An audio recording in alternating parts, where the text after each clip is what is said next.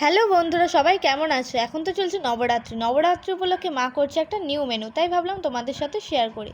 তাই প্রথমে মা পটলগুলো এইভাবে কেটে তাতে নুন, হলুদ আর তেল মাখিয়ে নিয়েছে। এরপর মৌরি, আদা, শুকনো লঙ্কা, কাঁচা লঙ্কার একটা পেস্ট বানিয়ে নিল। এরপরে দেখলাম মা পটলগুলোকে ভেজে নিচ্ছে। পটলগুলো লাল লাল টকটকে হয়ে ভেজে গেলে সেগুলোকে তুলে নিতে হবে।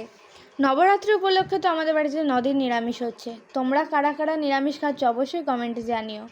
এরপরে মা শুকনো লঙ্কা, তেজপাতা ফোড়ন দিয়ে পেঁয়াজগুলোকে লাল লাল করে ভেজে নিচ্ছে। রান্নাটা কিন্তু মা করছিল, যেহেতু নিরামিষ উপলক্ষে মা একটা নতুন রেসিপি করছিল, তাই আমি সেটা তোমাদের সাথে শেয়ার করছিলাম। এরপরে পেঁয়াজটা ভাজা হয়ে গেছে, মায়ের মধ্যে যে মশলাটা করেছিল সেটা দিয়ে দিচ্ছে। ঠিক আছে, এটা কিন্তু খেতেও খুব টেস্টি হয়েছিল, কারণ খাওয়ার পরেই আমি ভিডিওটা এডিট করে ছাড়ছি।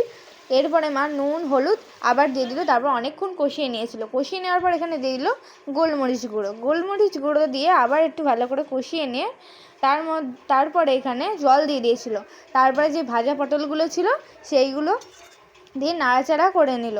তারপরে কিছুক্ষণ বাদে একটু নাড়াচাড়া করে নিয়ে এর মধ্যে দুধ দিয়ে দিল। তোমরা চাইলে গরুর দুধও দিতে পারো, তোমরা চাইলে আমল দুধও দিতে পারো। তারপরে এর মধ্যে সামান্য একটু চিনি মিশিয়ে নিতে হবে। তারপর কিছুক্ষণ ফুটলেই রেডি হয়ে যাবে ঝাল ঝাল মিষ্টি মিষ্টি পটল কোরমা। যদি ভিডিওটি ভালো লেগে থাকে, রেসিপিটি ভালো লেগে থাকে, অবশ্যই ট্রাই করো আর লাইক করে যেও।